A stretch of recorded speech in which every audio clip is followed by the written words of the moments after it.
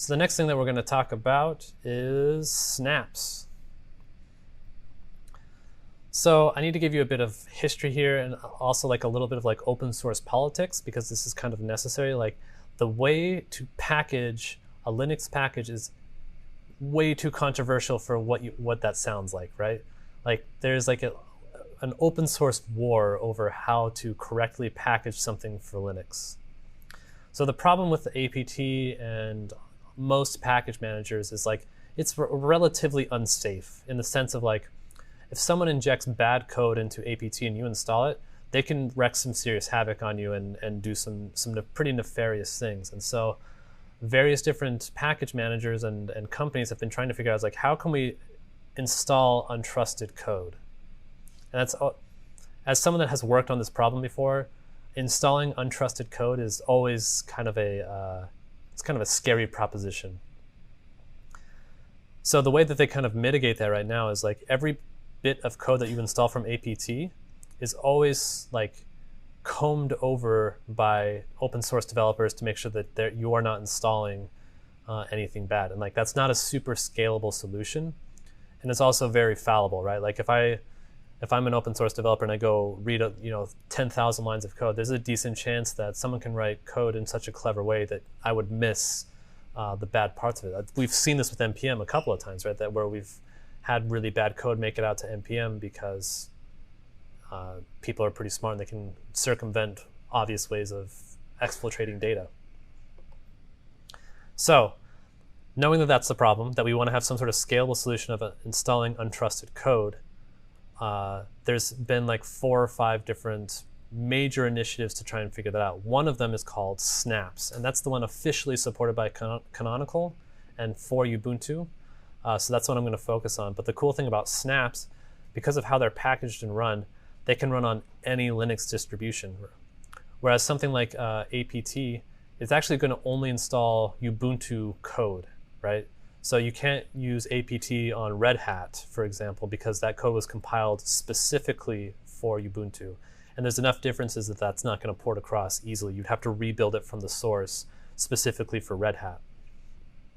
What Snaps do is they do something called sandboxing, or at least they're trying to sandbox things so that it's a totally enclosed package that it cannot break out of. So even if you install something that's going to steal all of your Bitcoins, it won't be able to break out of that particular sandbox. And that's like the kind of the basic premise of Snaps.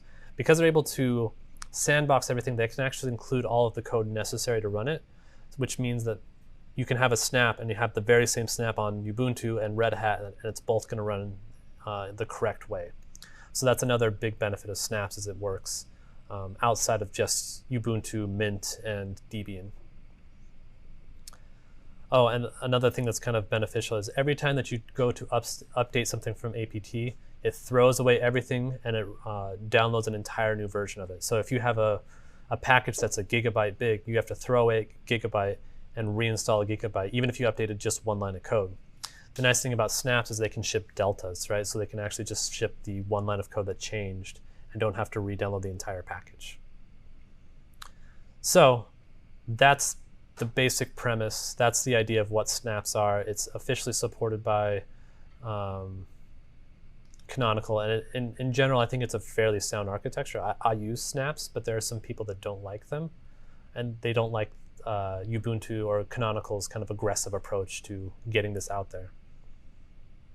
I actually read that I think as of a couple weeks ago, Mint, which is again downstream from Ubuntu, doesn't even include the ability to run Snaps out of the box.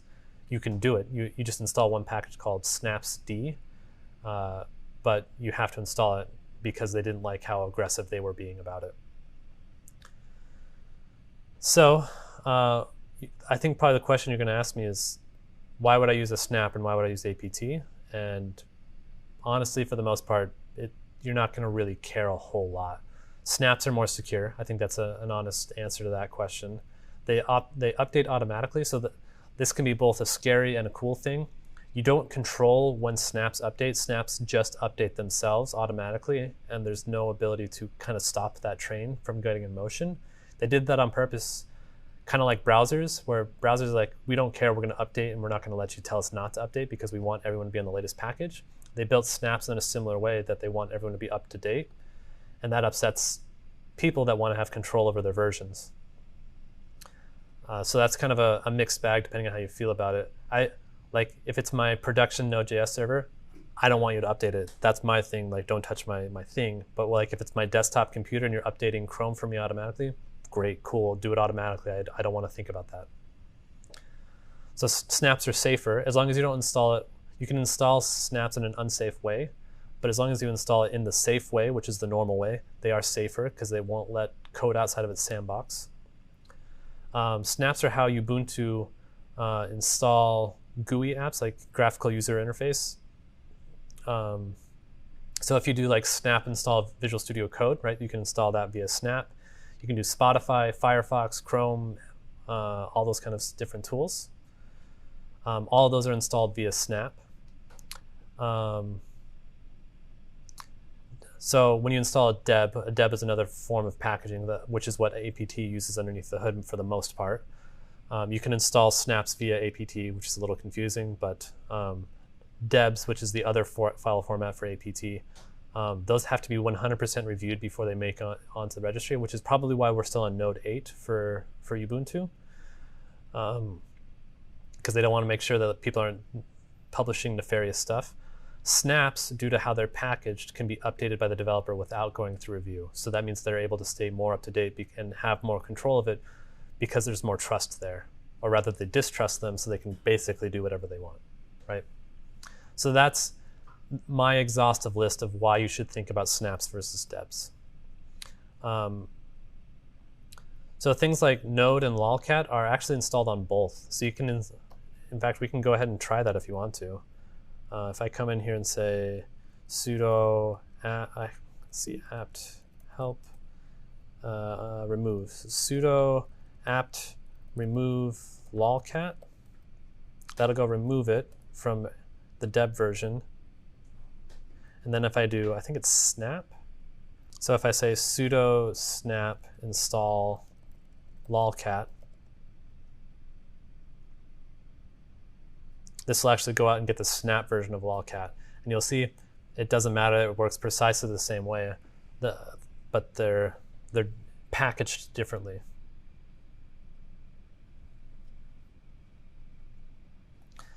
So that'll work, it'll take just a second. So if you're gonna ask me like, what am I gonna do when it's my computer? If I'm doing like a Linux desktop, like where I have like the Ubuntu desktop running, I'll probably use Snap quite a bit more because I like the auto update feature. And otherwise I kind of just use APT, and that's probably more just from muscle memory than any sort of conscious decision. So that's like a non-answer, but it's also the truth. So that's what you get. So yeah, it's taking a little bit longer. I think typically snaps end up being a bit bigger in size because they include all of their dependencies in one package, whereas when you install from APT, it seems smaller because it has just the code and then its dependencies fan out into other dependencies. So I think snaps on the whole end up being a tiny bit bigger if you include all the dependencies, but in reality, it ends up being about the same.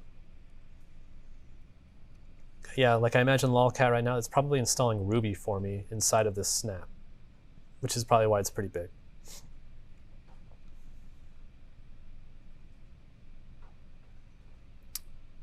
Another thing that you need, I think I kind of alluded to this earlier, but in order to run a snap, you need something called snapd, which is a daemon or daemon. It depends on who you ask about that. Again, computer scientists can never agree to how to pronounce things because we don't speak our language, right? We type our language. So how do you pronounce the word D-A-E-M-O-N?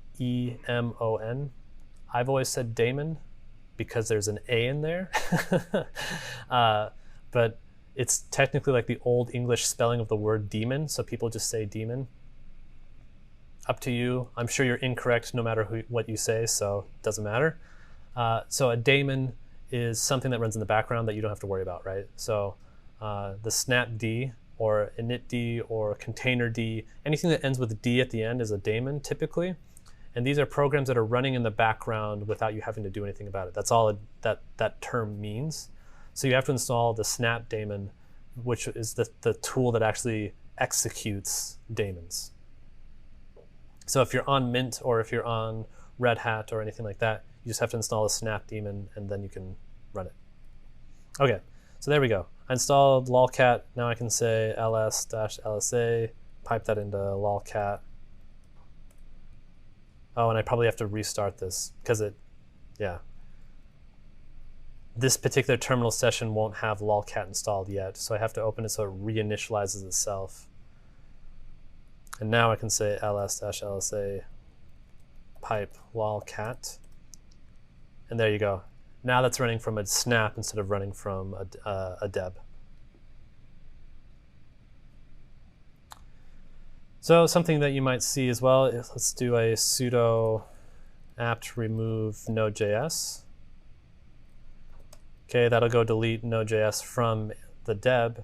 And then if we do, let's say snap info node,